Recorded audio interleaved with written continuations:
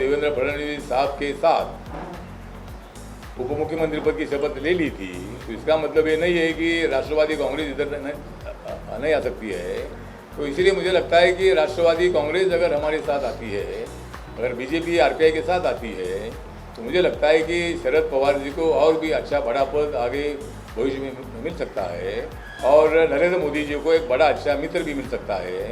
तो इसीलिए मुझे लगता है कि मेरा राष्ट्रवादी कांग्रेस को भी आह्वान है कि देश के विकास के लिए, महाराष्ट्र के विकास के लिए पवार साहब ने शिवसेना के साथ रहने का कोई फायदा नहीं है, उन्होंने बीजेपी के साथ आना चाहिए।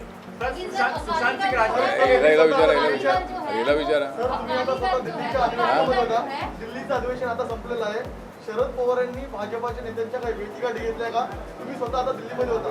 नाही, भेटीगाठीवर काही घेतल्या नाही आहे, परंतु ठीक आहे, माझं मत आहे ते, माझं ते त्यांचं मत आहे असं मी म्हटलेलं नाही आहे. मला असं वाटतं की शरद पवारांनी इकडं यावं, हे माझं मत आहे आणि त्याच्यावर त्यांनी विचार करावा. जसं मी मागच्या वेळेला सांगितलं होतं की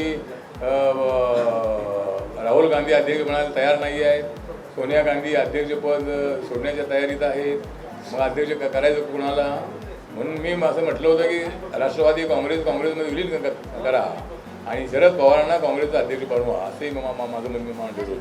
भाजपा को शिवसेना के साथ आने के लिए कह रहे हैं, लेकिन अन्य राज्यों में जो हालत है भाजपा की, अगर हम देखें तो उन्हीं के घटक दल उनका साथ छोड़कर अलग हो रहे हैं, तो ऐसे में आप क्या भाजपा को सलाह देना चाहेंगे? नहीं, मैं भाजपा को सलाह ये देना चाहूँगा कि क्या शिवसेना तो अपने खुद से नहीं निकल गई, हमने उनको थोड़ा नहीं निकाला है, हम किसी को निकालते नहीं है. हम तो अकाली दल भी खुद गया है. अकाली दल का पूरा बेस किसानों पर है उनकी पार्टी, और कांग्रेस पार्टी ने किसानों को भड़काया था और इसीलिए मतलब उनको नाइलाज करते हुए उनको इंडिया छोड़ना पड़ा है. लेकिन कुछ दिनों के बाद वो इंडिया के साथ आएंगे और अगर ये दोनों ने साथ छोड़ा है, इसीलिए एक नए मित्र की हम साथ लेना चाहते हैं और वो मित्र है शरद पवार जी, तो उनकी साथ भी हमें मिल सकती है. आगे और भी कोई पार्टी हमारे साथ आ सकती है, बहुत सारी पार्टी है, बीजू जनता दल है, हमारा जगन मोहन रेड्डी का पार्टी है, ऐसी बहुत सारी पार्टियां हैं कि वो पार्टियां इंडिया के साथ आ सकती है. और अभी जगन मोहन रेड्डी आज दिल्ली में आकर अमित शाह साहब को मिलकर गए हैं, तो इसका मतलब ये है कि जगन मोहन रेड्डी अगर ये दो गए हैं तो दूसरे दो लेने के चक्कर में हम लोग हैं और इसीलिए दो कोई साथी हमारे साथ आ सकते हैं. सर, क्या पायल घोष मामले में अभी तक मुंबई पुलिस ने अरेस्ट नहीं किया है अनुराग कश्यप को, जैसे मांग कर रहे हैं, तो क्या ये आप चाहेंगे कि ये मामला सीबीआई को दिया जाए? अभी ये मामला सीबीआई को अभी तक देने की मांग नहीं है. अभी मुंबई पुलिस क्या करते देखते हैं. अगर मुंबई पुलिस को कोई यश आया नहीं, जिस तरह हमने दिशा सालियन के मृत्यु की इंक्वायरी सीबीआई द्वारा करने की मांग हमने की है कि दिशा सालियन के घर में उसी दिन पार्टी थी और वो पार्टी के टाइम पर कैसे आत्महत्या कर सकती है. उनके पास कोई सुसाइड नोट नहीं है, आत्महत्या का कोई पत्र उनके पास नहीं है, तो उनके घर में पार्टी उन्होंने बुलाई है, तो वो कैसा जम मार कर मर सकती है. तो इसीलिए उनको किसी ने वहाँ फेंका होगा 14 माले से, ऐसी शंका है. लेकिन मुंबई पुलिस ने फौरन ही उनका मतलब बॉडी देखा, वो बॉडी में पूरे कपड़े भी नहीं थे, तो इसका मतलब उनके ऊपर अत्याचार करके उनकी बॉडी ऊपर से फेंकी होगी, ना कि अपनी बदनामी ना हो.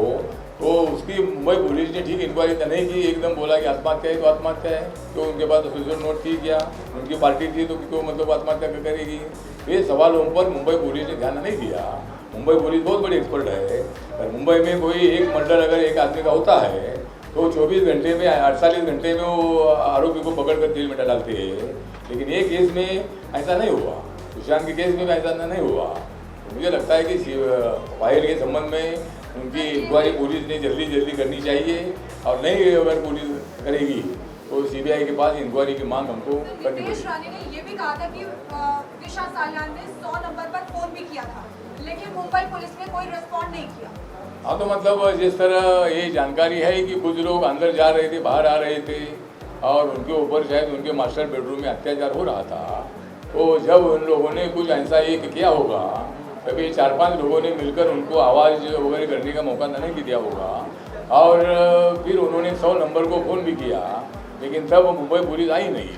जब वो उनका बॉडी नीचे मिला तब मुंबई पुलिस आई, तो मुंबई पुलिस को खबर थी कि उनके घर में पार्टी थी करके. इसीलिए हमारा डाउट है कि भाई उनका भी हत्या हुई है और उनकी हत्या सुशांत सिंह राजपूत की हत्या से भी निगड़ित हो सकती है. इसी तरह मुझे लगता है कि जब सुशांत को मालूम हुआ तो उनको डर लगा था कि भाई मेरा भी ऐसा हो सकता है क्या, और ऐसा ही हुआ। मतलब 6 दिन के बाद 14 तारीख को 14 जून को सुशांत सिंह राजपूत की हत्या हुई। अभी आत्महत्या बोल रहे हैं, लेकिन सीबीआई ने जल्दी इंक्वायरी करनी चाहिए। और जो फिल्म एक्टर और एक्ट्रेस है जो ड्रग ले रहे अभी, मतलब एनसीबी की इंक्वायरी बहुत ज़्यादा चल रही हो, चलने दो, लेकिन सुशांत के मर्डर की या सुशांत की आत्महत्या की जो इंक्वायरी है ये सीबीआई ने जल्दी पूरी करनी चाहिए, ऐसा हमारा कहना है। My question is for Payal. अरे इनको पूछो। हाँ पायल। हाँ Payal ji, how do you come out and look at this? You have been so vocal. You came out in public, you spoke about what you have undergone. It's an unfortunate fact and yet there is no action that has been taken on Mr. Kashyap. क्या आपको लगता है कि government is trying to save Mr. Kashyap in some or other way and See- that's the reason why you're not getting justice? See, Mumbai has been very well known for protecting women, and मैं इतने सालों से मुंबई में हूँ, हमेशा safe feel की हूँ मुंबई में। पुलिस मुझे कोऑपरेट कर रहा है, लेकिन अगर कोई ऊपर से या कोई इन्फ्लुएंशियल लोग उनको दबाव में डालेंगे तो उनके हाथ में कुछ नहीं रहता। लेकिन मेरा personal experience with police is they are cooperating me, they are very nice to me, but कभी कभी उनके हाथ की मतलब उनमें नहीं रहता है चीज़। It goes if he gets like any other an influential people pressurise them then they can not do anything.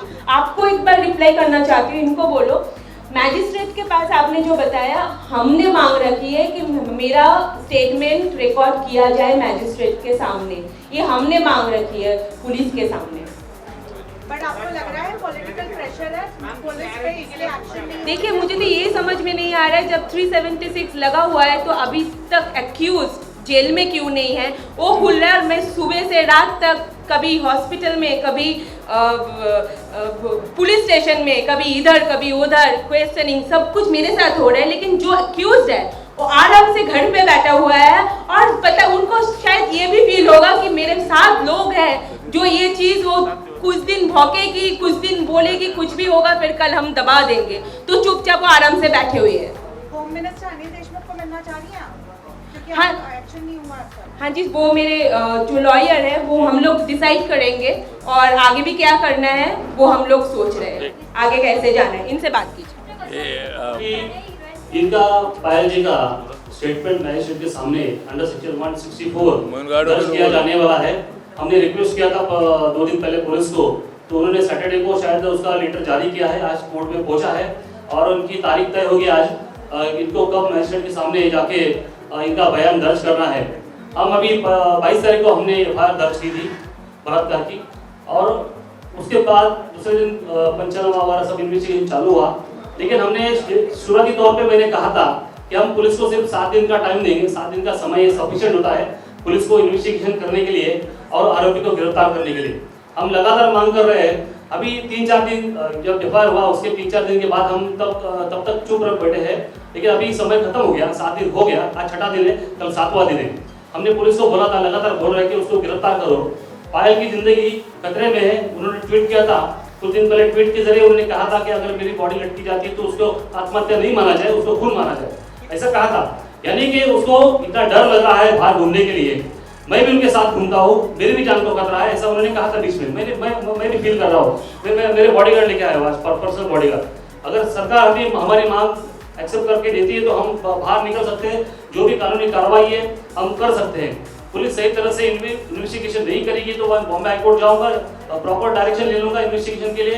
नहीं तो हमारे पास दूसरा जो ऑप्शन है, दूसरा सीबीआई के पास इंक्वायरी के लिए, वो भी हम जा सकते हैं। सर जी ने, आठवले साहब ने अभी तो थोड़ी देर पहले बोला, हमें थोड़ा वेट करना चाहिए कि पुलिस क्या कर रही है, थोड़ा समय देना चाहिए, क्योंकि 6 दिन हुआ है, थोड़ा एक सफिशिएंट रिजनेबल टाइम हम उनको देंगे तो उसके बाद पता चलेगा पुलिस क्या कर रही है।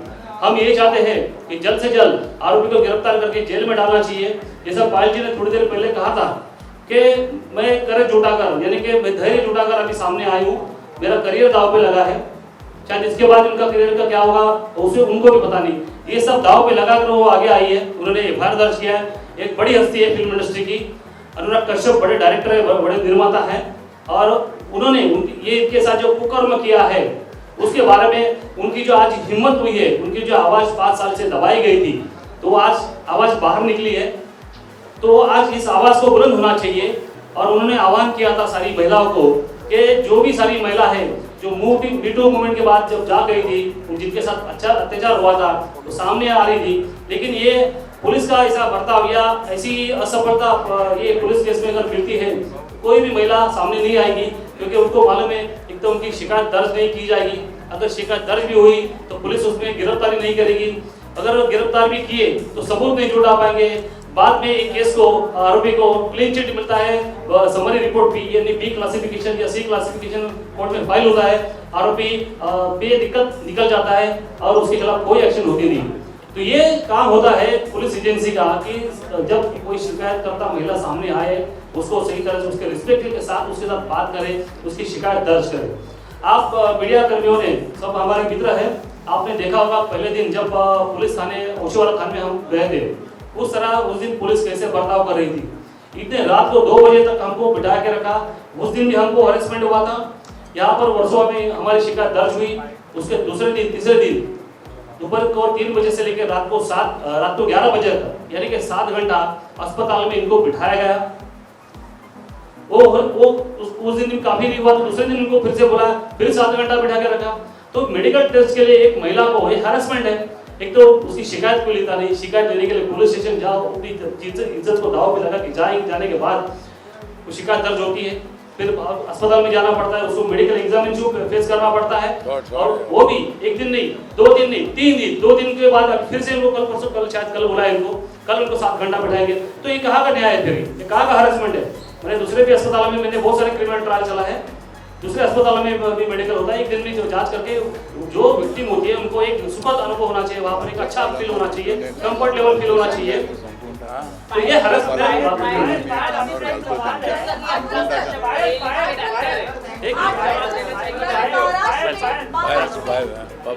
में आपसे सवाल है आपके लिए।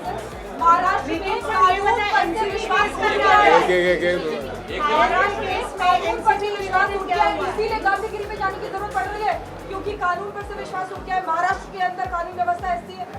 मतलब महाराष्ट्र में जिस तरह सुशांत सिंह राजपूत के प्रकरण से ऐसा लग रहा है कि भाई कानून से हमारा विश्वास उठ रहा है। कानून तो है, बाबा साहब अम्बेडकर जी ने संविधान दिया है और संविधान के मुताबिक हम लोग काम करना चाहते हैं। सरकार का कोई भी हो, सरकार ने, पुलिस ने जो वर्दी पहनी है तो पुलिस ने वर्दी का अपमान नहीं करना चाहिए। कोई भी ऊपर से दबाव लाएगा तो भी उन्होंने इसका नहीं मानना चाहिए। अगर हम भी बहुत बार, मेरे पास कार्यकर्ता आते हैं और वो बोलते हैं हमको ऐसा अरेस्ट किया है, लेकिन पुलिस बोलते हैं नहीं उन्होंने चाकू मारा है, किसी ने हमको अरेस्ट किया है, तो हम ज़्यादा नहीं बोलते, हम उनके ऊपर ऐसा दबाव नहीं डालते हैं। तो सरकार ने भी दबाव नहीं डालना चाहिए या किसी ने भी दबाव नहीं डालना चाहिए। जिस तरह भी मैंने मांग किया था कि जो ड्रग लेने वाली जो फिल्म एक्ट्रेस और एक्ट्रेस है, तो खाली फिल्म एक्ट्रेस के नाम आ रहे हैं, फिल्म अभिनेता के नाम नहीं आ रहे हैं। बाकी अभी करण जौहर का नाम आया है, लेकिन उनके ऊपर हम ऐसा अन्याय होगा ऐसा हम नहीं चाहते हैं। लेकिन करण जौहर की पार्टी में अगर ड्रग का यूज़ हुआ होगा, अगर वो एनसीबी के पास जानकारी होगी, तो एनसीबी किसको छोड़ने वाली तो नहीं है, चाहे वो कोई भी पकड़ा आदमी हो। तो अभी भी एक निर्माता को शायद पूरी एनसीबी ने पकड़ा है और मैंने मांग किया है कि जो ड्रग पिएगा, जो ड्रग लाएगा, जो ड्रग पिएगा, जो ड्रग मतलब बेचेगा, तो ऐसे लोगों पर, ऐसे फिल्म एक्टर और एक्ट्रेस पर फिल्म में काम नहीं देना चाहिए। हम सभी निर्माताओं को मांग करते हैं, डायरेक्टर को मांग करते हैं कि ऐसा ड्रग लेने वालों को फिल्म में काम नहीं मिलना चाहिए, तो अगली पीढ़ी सुधर जाएगी। अगले जो फिल्म एक्ट्रेस सुधर जाएगी कि अगर हम ड्रग लेंगे तो हमको काम नहीं मिलेगा। तो ये मेरी मांग है कि, और सरकार ने भी मतलब अभी ये तो काम किसको देना है वो तो उनका अधिकार है, लेकिन अगर ऐसा काम उनको देंगे तो उसका फिल्म का शूटिंग जो है बंद करने का काम मेरे पार्टी कार्यकर्ता करेंगे। ऐसे लोगों को काम नहीं देना चाहिए, ऐसा हमारा मांग है। हमने देखा ऐसे कंगना रनावत पे जैसे ही अत्याचार होने लगा, उनका ऑफिस तोड़ा, आप उनके लिए खड़े रहे। आज आप पायल घोष के लिए खड़े रहे। उत्तर प्रदेश में एक दलित महिला के साथ उनका रेप करके उनकी जीभ काट दी, क्या आप उनके लिए खड़े रहोगे? हाँ, तो मतलब जहाँ दलित पर अन्याय होता है तो मेरे जहाँ कार्यकर्ता पूरे देश भर में है, जहाँ भी महिला पर अन्याय हो या किसी भी आदमी पर अन्याय हो, मेरी पार्टी दलित की पार्टी नहीं है, मेरी पार्टी सब जाति धर्म की पार्टी है। और मैं भी खड़ा रहूँगा, जो मतलब मेरे पार्टी के कार्यकर्ता। आप मिलने जाओगे वो लड़की को? हाँ, वो लड़की को मिलने जाओगे क्योंकि आप कंगना रनावत से मिले, आप पायल हाँ तो ठीक है ना, उनको भी मैं मिलूंगा। मैं जहाँ जहाँ अन्याय होता है वहाँ मैं जाता हूँ, और ऐसा अन्याय होता है तो जिन्होंने अन्याय किया है उनको पकड़ने की मांग मैं करता हूँ, उनको मैं जेल में डालते हैं। तो हमारी भूमिका हमेशा न्याय की रहती है, अन्याय की भूमिका हमारी नहीं रहती है। अच्छा पायल, आपसे एक सवाल है, क्या अभी तक आपने कोई थ्रेट रिसीव किया है, किसी का धमकी भरा फोन आया या कुछ आया? देखिए, एक तो मैं no, I am not taking calls because there are many innumerable calls are coming which are not saved in on my phone, so I am not taking calls. लेकिन एज सच मैंने जो बाहर से फील किया, जो मेरे दोस्त, जो उनके करीबी लोग हैं, जो मेरे भी दोस्त हैं, उन लोगों ने मुझे बार बार बोला है पायल घर से अकेले नहीं निकलना, नीचे तक तुम नहीं जाओगे अकेले, और बहुत केयरफुल रहना है क्योंकि you know what kind of people they are a kind of mafia gang. And every time even my dad said कि तुम कलकत्ता चले आओ। मैंने बोला नहीं, बॉम्बे बहुत अच्छे है और मेरे साथ रामदास जी जैसे लोग हैं, वो हमें सुरक्षा प्रदान करेंगे और मेरे साथ खड़े हैं, और मुझे इसको लड़ना है, मुझे भागना नहीं है। कई सारे फिल्म एक्टर्स ने देखिए, तब से मैं किसी का नाम नहीं लेना चाहती हूँ। कोई भी एक्ट्रेस है जो उसे सपोर्ट कर रहे हैं, नहीं कर रहे, उनका पर्सनल थिंग है, शायद उनके साथ कुछ नहीं हुआ होगा, लेकिन मेरे साथ जो हुआ है, मैं वो एक्सपीरियंस आपके सामने रखी हूँ। जो मेरे साथ हुआ, जो मैं इतने सालों से अपने आप अंदर लड़ रही थी जिस चीज़ से, उसको मैं सामने रखी। शायद उनके साथ कुछ नहीं होगा, बहुत अच्छी बात है, वो मुझे जानते भी नहीं, वो उनके फ्रेंड है, वो फ्रेंड को सपोर्ट करेंगे कि मुझे सपोर्ट करेंगे, ये उनका कोई दोष नहीं है, ये हो ही सकता है। That's very much cool. Thank you.